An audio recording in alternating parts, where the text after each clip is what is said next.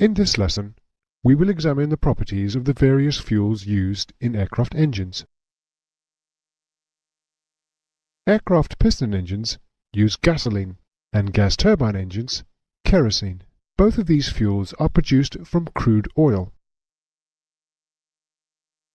In simple terms, the required fuel is extracted from the crude oil by a distillation process. The oil is boiled in a furnace, and then the oil vapor is cooled in a distillation column. The various hydrocarbons in the oil all have different boiling points, so they condense out of the vapor and are tapped off at different points in the column. The heavy oils condense out first and are collected near the bottom. The process then continues up through the tower, with kerosene and gasoline, which are relatively light and volatile, being taken out near the top.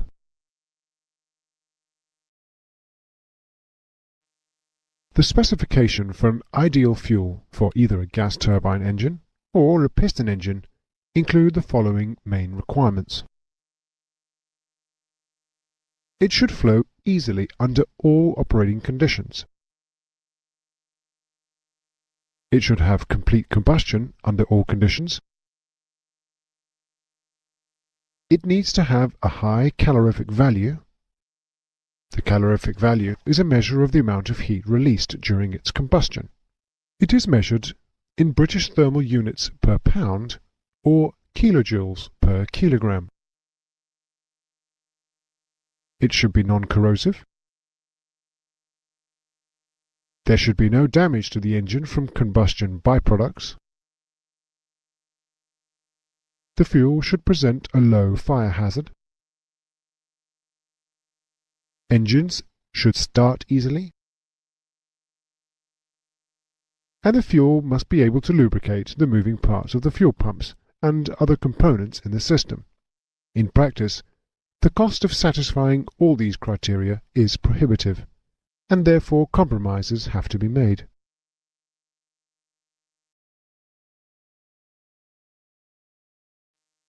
Piston-engined aircraft use gasoline fuels grouped under the title aviation gasoline or avgas. Aviation gasoline is manufactured to conform with the exacting specifications that are issued in the United Kingdom by the UK Aviation Fuels Committee on behalf of the Defence Material Standardisation Committee. The specification number for gasoline is Defence Standard, or DEFSTAN 91-90. Aviation gasoline is graded by octane rating. The octane rating of a fuel is a measure of the fuel's resistance to detonation when subjected to high temperature and pressure. A fuel's octane rating is checked in a test engine with the fuel-air mixture weak and with it rich. This gives the fuel 2 octane ratings. The weak figure is used in the fuel's name. So, for instance, Avgas 100 is a 100-octane fuel when the mixture is weak, but a 130-octane when the mixture is rich. These 2 octane ratings are known together as the fuel's performance number or index, so Avgas 100 has a performance index of 100-130. High-performance engines with high compression ratios require high-octane fuel. Engines with lower compression ratios can use lower-octane fuel.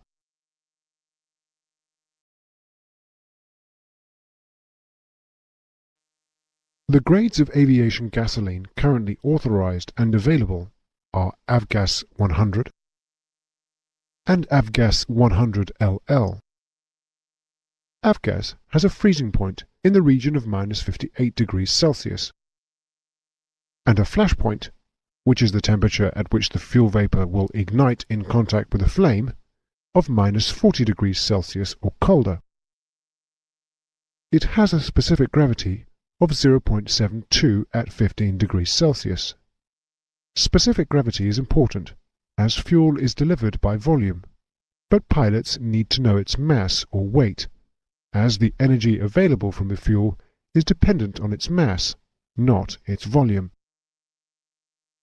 Avgas 100 is coloured green and has a performance number of 100-130. Avgas 100LL has the same performance number as Avgas 100, but it has a lower lead content. It is coloured blue.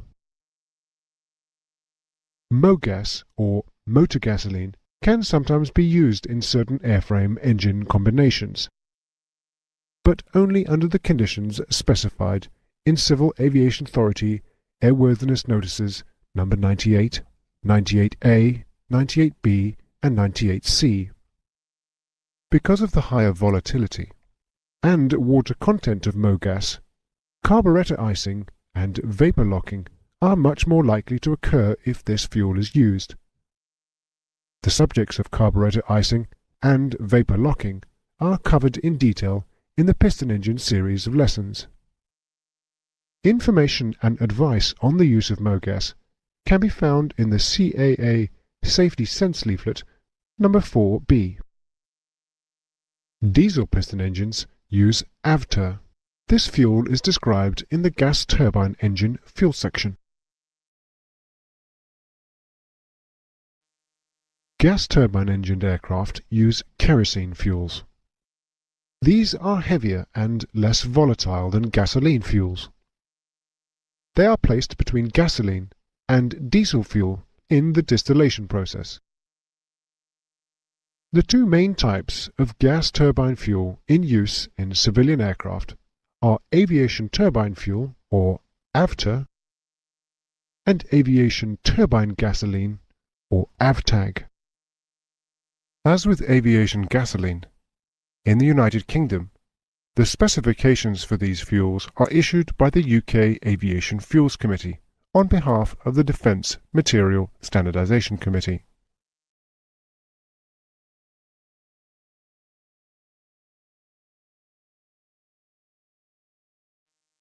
There are two grades of AVTER in use. Jet A1 is used in Europe and most of the rest of the world, whilst Jet A is used in the United States of America. Jet A1 is a kerosene-type fuel, with a nominal specific gravity of 0.8 at 15 degrees Celsius. It has a flash point of 38.7 degrees Celsius and a waxing point of minus 50 degrees Celsius.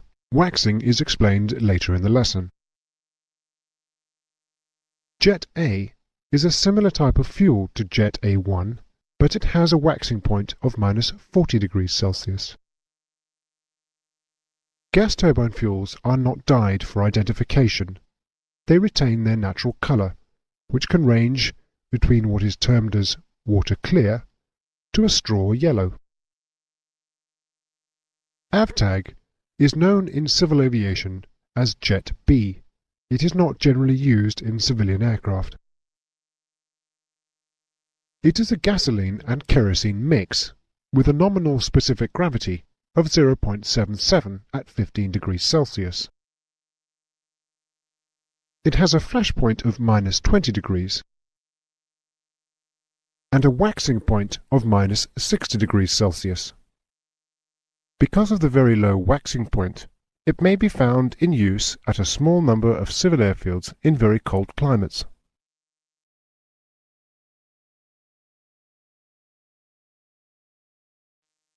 If a fuel sample is placed in a clear glass container and swirled vigorously, and the sample appears cloudy or hazy, then there could be one of two reasons for this.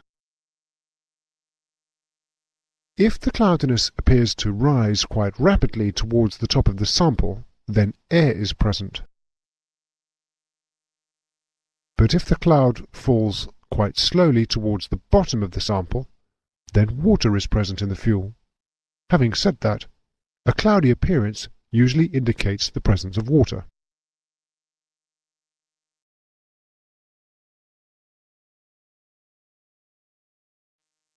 A certain amount of water is present in all fuel. The water, which is dissolved in the fuel, gives rise to a number of fuel system problems. As an aircraft climbs to altitude, the fuel is cooled and the amount of dissolved water it can hold is reduced. Water droplets form, and as the temperature is further reduced, the droplets turn to ice crystals, which can block fuel system components such as filters. A microbiological fungus, called Cladosporium resinae, is present in all turbine fuels. This fungus grows rapidly in the presence of water to form long green filaments which can block fuel system components. The waste products of the fungus are corrosive, especially to fuel tank sealing substances. The inclusion of a fuel system icing inhibitor, or FSII, in the fuel will help to overcome these problems. The inhibitor in common use inhibits the ability of the water in the fuel to freeze and acts as a pesticide which retards the growth of the fungus in the fuel. Jet A1 has FSII, but Jet A does not.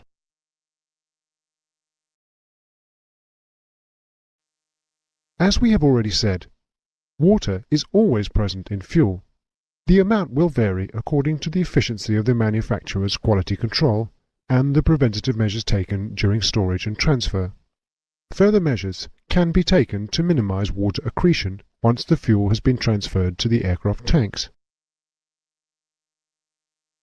If the fuel can be allowed to settle after replenishment, then the water droplets, being heavier than the fuel, will fall to the bottom of the tank and can then be drained off through the water drain valve, which is situated in a sump in the lowest part of the fuel tank.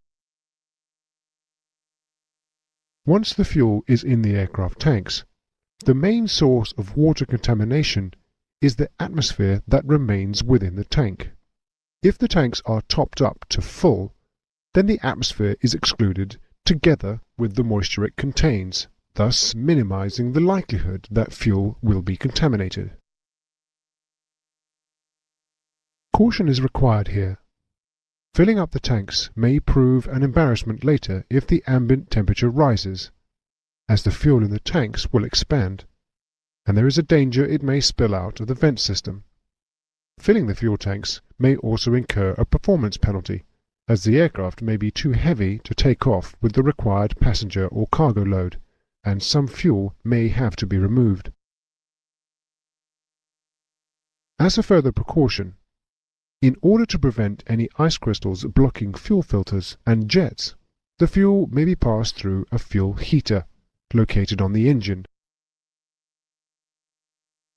which uses hot air from the engine compressor to remove any ice crystals which may have formed in the fuel when it's cooler than 0 degrees Celsius.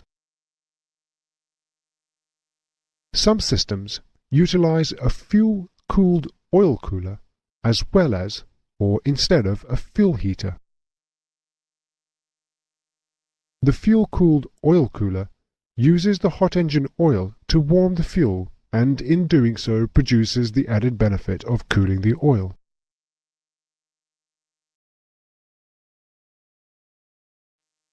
A number of additives may be blended into the fuel either at the refinery or the airfield to improve the operating ability of the fuel. A lubricity agent is added to the fuel to reduce wear in moving parts of the fuel system components. Static dissipator additives partially eliminate the hazards of static electricity generated by the movement of fuel through modern fuel transfer systems. This would otherwise be a particular problem with the high flow rates generated during refueling and defueling. Corrosion inhibitors protect ferrous metals in fuel handling systems, such as pipelines and storage tanks, from corrosion. Certain of these corrosion inhibitors improve the lubricating qualities of some gas turbine engine fuels. Metal deactivators suppress the tendency, which some metals, particularly copper, have, to cause the fuel to oxidize.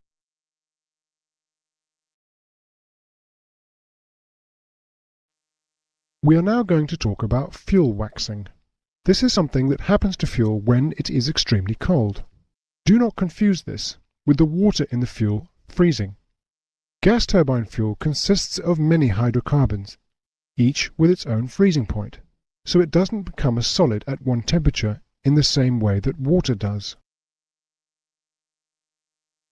As the temperature of the fuel drops, the heavy hydrocarbons, which have the highest freezing point, freeze first and form wax crystals. As the temperature drops further, the hydrocarbons with slightly lower freezing points start to solidify, and so on as the temperature continues to fall. The waxing point of a fuel is the temperature at which wax crystals begin to form. Jet A1 has a waxing point of -50 degrees Celsius, so waxing is only a problem for aircraft operating for prolonged periods at high altitude in very low temperatures. The crystals can clog the fuel filter and interfere with the operation of the engine fuel control unit. The effects of waxing can be minimized by the refinery keeping the heavy hydrocarbons in the fuel to a low level.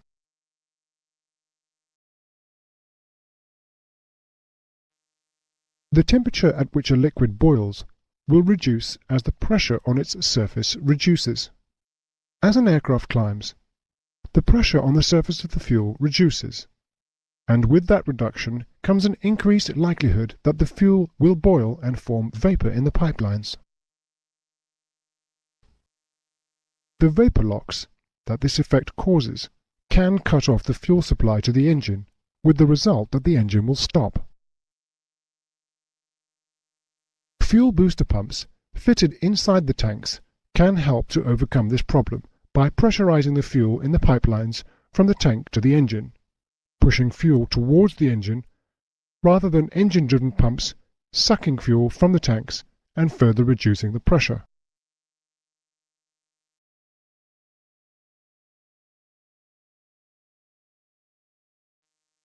Specific gravity, or SG, is defined as the ratio of the density of a given solid or liquid substance to the density of water. Or, to put it more simply, it is the weight or mass of the liquid divided by the weight or mass of an equal volume of water.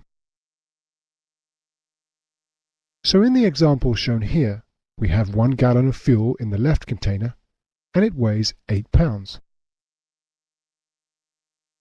In the right container, there is an equal volume, 1 gallon of water, and it weighs 10 pounds. The specific gravity of the fuel is then 8 divided by 10, or 0.8. Specific gravity has no dimensions.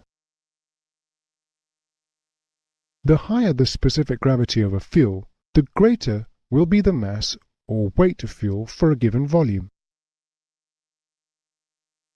And conversely, the lower the specific gravity, the less will be the mass or weight for any given volume. The specific gravity of fuel varies inversely with its temperature, so, depending on the storage conditions, the specific gravity of the fuel supplied to an aircraft may be different from the standard value.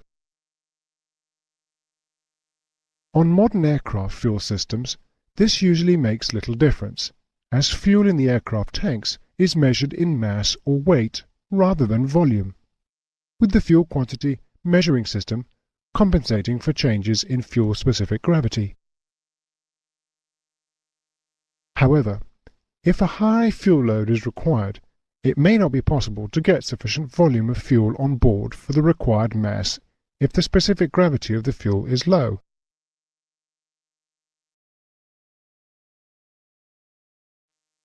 That is the end of the lesson. The tables listing the characteristics of the various fuel types are shown on screen. Remember that ice crystals formed from water in the fuel are prevented from blocking the fuel filter by heating the fuel upstream of the filter using either hot air or oil.